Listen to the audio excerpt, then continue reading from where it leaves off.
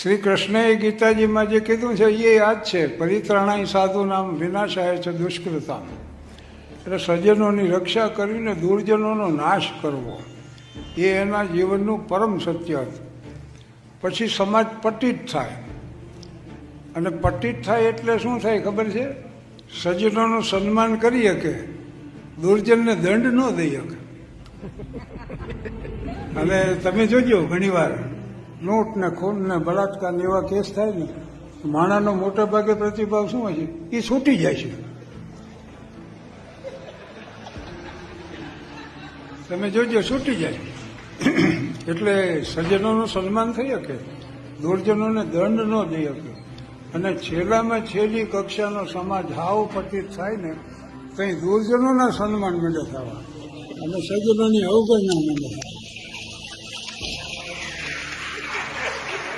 તમે જોજો, હાવ સાચી મહેનત કરી અને 72% માર્ક લાવ્યો હોય અંગ્રેજીમાં, અને કોપી કરીને 80% લાવ્યો હોય તો એ 80 વાળાનું સન્માન થાય.